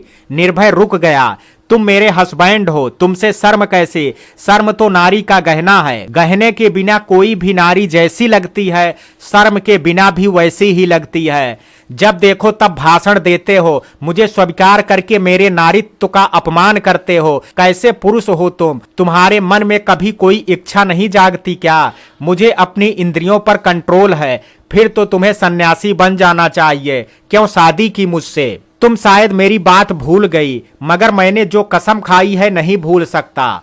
मैं जो कहता हूं वही करता हूं, तुम्हारे जैसे कहता कुछ और करता कुछ ऐसा नहीं है। एक और बात अनुषा, तुम बीमार हो फिर भी मैं तुम्हारे साथ जबरदस्ती बेड शेयर करने की कोशिश करता, तब तुम क्या करती? यही कहती ना कि मैं तुम्हारे साथ रेप कर रहा हूँ। तुम मुझ पर होम वायलेंस का इल्जाम भी लगा सकती थी। कानून हमें होम वायलेंस मानता है। होम वायलेंस एक पुरुष के साथ भी तो हो सकता है, जैसा तुम अभी करना चाहती हो। इसे भी होम वायलेंस कहा जा सकता है। पत्नी को भी पति की भावना की कद्र करनी चाहिए। गुस्से पर निर्भय का आज नियंत्रण नहीं रहा। मैं तुम्हारी वाइफ हूँ, मेरा हक बनता है तुम पर हक जताने का। होम वायलेंस का नाम दे करके मुझे डराओ मत, मैं और धैर्य नहीं रख सकते। आज तुम्हें मेरी इच्छा पूरी करनी पड़ेगी। मैं फिर कहता हूँ, अगर हस्बैंड वाइफ के बीच में भी कोई जोर जबरदस्ती होती है तो उसे भी रेप कहा जाता है। मुझे इतनी बुरी शिक्षा नहीं मिली है कि तुम्हारे साथ रेप करूं। हस्बैंड वाइफ के बीच का रिश्ता तो दोनों की इच्छा से खुशी खुशी होना चाहिए। इस वक्त मेरी मानसिक स्थिति बिल्कुल भी वैसी नहीं है कि मैं खुश हो करके तुम्हारे साथ बेड शेयर करूं। अपना हक भी नहीं जता पाते। मैं हक जताना चाहती हूं तो लंबा चौड़ा भाषण दे देते हो। अधिकार के साथ कर्तव्य भी एक शब्द है। कर्तव्य करना भी एक पत्नी का काम है। हस्बैंड की मनोदशा और इच्छा अनिच्छा का ध्यान रखना भी तो एक पत्नी का धर्म है। पहले अपना धर्म निभाओ, फिर अधिकार की बात करो। ऐसे एक घर में रहने से तो अच्छा है मैं अलग से फ्लैट लेकर के रहूं। आजकल मैं माने लगी हूं, फ्लैट तो ले ही सकती हूं किराए पर। हाँ, मुझे पता है तुम आजकल आर्थिक रूप से स्वावलंबी हो, वैसे पत्नी के नाते तुम्हें मेरी संपत्ति पर भी अधिकार है। तुम चाहो तो तुम्हें मैं कोई फ्लैट खरीद करके भी दे सकता हूँ। सोच करके देख लो, अगर रहना है तो चाहे कितनी भी धमकी दो, मैं अपनी बातों से बिल्कुल भी नहीं हटने वाला। से परेशान में रहोगी तो 6 महीने के बाद मैं डिवोर्स केस करूंगा। मुझसे अब यह जिंदगी जिया नहीं जाता। मुझे शांति चाहिए, उसके लिए चाहे कोई भी कीमत चुकानी पड़े चुकाऊंगा, मगर अपना परिवार कभी नहीं छोड़ सकता। इसे मेरी धमकी मत समझना, मेरे दिल की बात है। इस बार निर्भय की बात सुन करके अनुषा अंदर से कांप गई। अमेरिका जाने का रास्ता भी तो बंद हो गया है। मम्मी पापा साथ नहीं दे रहे हैं। शंकर भैया से कोई रिश्ता नहीं है। आजकल शार्दुल भी बात नहीं करता है। इंडिया में अगर अकेली हो गई तो मेरा क्या होगा? ठीक है निर्भय, तुम जाओ अपने कमरे में, मैं सो जाती हूँ। अगर मैंने तुम्हारा दिल दुखाया तो मुझे माफ करना। मैं तो केवल अपने मन की बात कह रही थी, मानना ना मानना तुम्हारी इच्छा है। अनुषा की आंखें छलछला आई। जिसे निर्भय ने देखा उसके दिल में एक कसक सी हुई। आखिर अनुषा से प्यार करता है मगर मजबूरी बस प्यार जता नहीं पाता। वह सोचने लगा, क्या करूं अनुषा, मैं भी कोई सन्यासी तो नहीं हूं, मगर तुम्हारी नाजायज डिमांड भी नहीं पूरी कर सकता। अगर ऐसा किया तो सब कुछ बिखर जाएगा, इतना स्वार्थी नहीं बन सकता। अनुषा के कंधे पर निर्भय ने प्यार से हाथ रखते हुए कहा, अपना ध्यान रखो, पहले तबीयत ठीक हो जाए फिर बैठ करके बातें करेंगे। अभी सो जाओ प्लीज अनुषा। निर्भय का स्पर्श पा करके अनुषा का रोम रोम सिहर उठा। इसी स्पर्श के लिए तो ना जाने कब से वह इंतजार कर रही है। निर्भय का हाथ पकड़ करके वह रो पड़ी और कहा, ठीक है, मैं उस दिन का इंतजार करूंगी जब तुम खुद बुला करके मुझे अपने पास बिठाओगे और बातें करोगे। सुबह सबसे पहले अनुषा डाइनिंग टेबल पर पहुंची और सबके लिए इंतजार करने लगी। उसके बाद निर्भय आया और आश्चर्यचकित होकर के अनुषा को देखने लगा। धीरे धीरे सब लोग आए और अनुषा को डाइनिंग रूम में देख करके सबके चेहरे पर आश्चर्य मिश्रित खुशी दिख रही है। सबसे पहले जूही ने पूछा, तुम डाइनिंग रूम में आ गई अनुषा बेटा, तबीयत तो ठीक है ना? मैं तो सोच रही थी तुम्हारा नाश्ता रूम में पहुंचा दूंगी। अब मैं ठीक हूं माम, अब यहीं पर बैठ करके खाना खाऊंगी आप सबके साथ। रूम में अकेली बैठ करके खाने में अच्छा नहीं लगता है। बहुत अच्छी बात है, तुम्हें अगर सबके साथ अच्छा लगता है तो इससे अच्छी बात और क्या हो सकती है। हमें भी बहुत खुशी होती है, आदित्य ने प्यार से कहा। खुशी से पापा की ओर देखते हुए अनुषा ने कहा, पापा मैं कल से ऑफिस जाना चाहती हूँ। इतनी जल्दी क्या है बेटा, कुछ दिन और आराम कर लो, फिर भागम भाग शुरू करोगी तो तबीयत ना बिगड़ जाए। कुछ नहीं होगा पापा, अब मैं ठीक हूँ, ठीक से खाना भी खाने लगी हूँ, मेडिसिन भी ले रही हूँ। अब की बार हीमोग्लोबिन भी काफी अच्छा आया है, मैं खुद को अच्छा महसूस कर रही हूँ। ऐसी तुम्हारी इच्छा बेटा। और एक बात कहना चाहता हूँ, काम करो मगर हेल्थ का ध्यान रख करके। तुम्हें इतनी मेहनत करने की भी क्या जरूरत है बेटा, तुम चाहो तो हमारे ऑफिस में भी बैठ सकती हो। मुझे यह काम बहुत अच्छा लग रहा है पापा, चैलेंजिंग है। मैंने चैलेंज एक्सेप्ट किया है तो पीछे हटना नहीं चाहती। अपने ऑफिस में काम करने के लिए तो बहुत लोग हैं और लोगों की कमी भी नहीं है। तिरछी नजर से निर्भय की ओर देख रही थी अनुषा और सोचने लगी, निर्भय ने मुझे ऑफिस ले जाने से मना किया था और कहा था लोगों की कमी नहीं है, फिर अब क्यों जाऊं मैं ऑफिस। माम और जूही आंटी ने मुझे चैलेंज दिया है, अब मैं पीछे नहीं हटना चाहती। मैं आखिर तक देखना चाहती हूं उन लोगों की प्लानिंग क्या है और क्या चाहती हैं। अनुषा चाहती है तो जाने दो, चेहरे से अब ठीक ही लग रही है। कब तक घर में बैठी रहेगी, घर बैठे बैठे बोर होती होगी। अनुषा का मन रखने के लिए प्यार से जूही ने हामी भरी। अनुषा सोचने लगी, आप तो चाहोगी कि मैं ऑफिस जाऊं और फिर से मुझे काम के बोझ में दबा दो, पर इस बार मैं बीमार नहीं होने वाली। थैंक यू माम, आपने अनुमति दे दी। आफ्टर ऑल आप इस घर की मालकिन हैं, आपकी अनुमति लेना बहुत जरूरी है। ऑफिस में भी आप मेरी बॉस हैं, वहां पर भी आपकी अनुमति के बिना मैं कोई काम नहीं करूंगी। अनुषा ने कटाक्ष किया तो निर्भय तिलमिला उठा।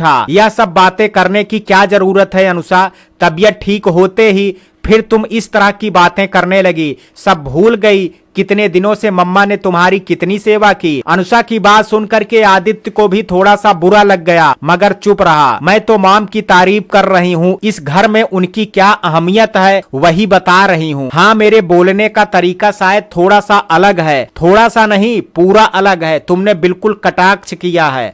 अनुषा सोचने लगी, तो मैं क्या करूं? रात को मैंने तुमसे रिक्वेस्ट की मगर तुमने मुझे नकार दिया। मैं अपने मन की इच्छा का क्या करूं? तन में जो आग लगी है आग का क्या करूं? मेरे तन की आग केवल तुम ही बुझा सकते हो, मगर तुम ना जाने कैसे पत्थर बन करके बैठे हो। पता नहीं तुम किस मिट्टी के बने हो। इस तरह कब तक तुम्हारा अपमान सहती रहूं? बार बार मुझे नकार देते हो और बार बार चोट करते हो। निर्भय, ऑफिस जाने का समय हो गया है, बातें मत बढ़ाओ। नाश्ता हो गया तो चलो हम लोग निकल चलते हैं। आदित्य ने बात संभाली। पापा, आप भी अनुषा को कुछ कहा करो, उसकी गलती समझाया करो, नहीं तो वह कभी नहीं समझेगी। अभी वह थोड़ा सा ठीक हुई है, फिर उसका दिल दुखाना जरूरी है क्या? उसने अगर थोड़ा बहुत कुछ कह भी दिया तो अपना समझ करके कहा होगा। हर बात को दिल से लगाना ठीक नहीं है निर्भय। थैंक यू पापा मेरा सपोर्ट करने के लिए। एक आप ही हैं जो मेरी भावना समझते हैं। इतने दिनों से मैंने और मम्मा ने तुम्हारी इतनी देखभाल की, वह क्या यूं ही तुम्हारी भावना समझना नहीं हुआ क्या? भावना और कैसे समझी जाती है? बुरे वक्त में जो पास खड़ा होता है वही तो अपना होता है। अनुषा का मन फिर सोच की दुनिया में खो गया। असली भावना तो तुम समझते ही नहीं हो। थोड़ी सी देखभाल की, इसे भावना समझना नहीं कहते, इसे कहते हैं दया करना। तुम दोनों मुझ पर दया कर रहे थे। निर्भय बेटा, मैंने बदले में कुछ पाने के लिए कुछ नहीं किया और करके फिर जताने से उस बात की अहमियत कम हो जाती है। इस बात को फिर कभी मत दोहराना, यह छोटे दिल की निशानी है। जूही ने निर्भय को समझाया। सचमुच सचमुच मॉम, आप बहुत बड़े दिल की हैं, किसी पर एहसान करती भी हैं तो जताती नहीं हैं। आजकल ऐसे लोग कहाँ मिलते हैं। अनुषा तारीफ कर रही थी मगर उसकी बातों से निर्भय को फिर कटाक्ष की बू आ रही थी, मगर उसने कुछ नहीं कहा क्योंकि इस वक्त उसे शांत दिमाग से ऑफिस जाना है। जूही भी बुद्धू नहीं है, उसने भी समझा मगर चुप रही। उसे भी शांत दिमाग लेकर के ऑफिस जाना है और बहुत सारी परेशानियों से फिर गुजरना है। जूही ने बस इतना कहा, ठीक है अनुषा बेटा, तुम जाओ आराम कर लो, हम लोगों को अब निकलना है। लंच में क्या खाना है सैफ को बता देना, बना करके तुम्हें कमरे में दे आएगा। मैं डाइनिंग टेबल पर ही खाऊंगी दादी और नानी के साथ। क्या खाना है मैं बता दूंगी, आप चिंता मत करो, आप शांति से ऑफिस जाओ। इतना कहने के लिए थैंक यू अनुषा बेटा। थैंक यू किस लिए मॉम, मैं आपकी बेटी हूँ ना। आप ही कहती हैं कि बहू को बेटी बना करके रखना चाहिए, वही कोशिश कर रही हूँ। देखती हूँ आप कब सासू माँ से माँ बन पाती हैं, उस दिन का इंतजार रहेगा। अनुषा की बातों में फिर से कटाक्ष की बू आ रही थी मगर जूही ने बात बढ़ाना ठीक नहीं समझा। इंसान अपने मूल स्वभाव को इतनी आसानी से छोड़ करके नहीं जा सकता, यह अच्छे से जानती है जूही। जीवन में अगर बहुत बड़ा कोई झटका ना लगे तब तक इंसान सुधरता नहीं है। जूही भी उस दिन का इंतजार कर रही है कि कब अनुषा में परिवर्तन आए, इस घर को अपना घर समझ करके सबको अपना ले, कब निर्भय से अपना रिश्ता सुधार कर सुखी जीवन बिताना शुरू करे। लेखा चली गई, उसकी जगह लेने की कोशिश करे ताकि घर में खुशियों की महक फिर से लौट आए। वह सुबह कब आएगी यह तो केवल समय ही जानता है। मित्रों, कहानी के इस भाग में आज इतना ही। शेष कहानी कल सुनेंगे भाग 25 में।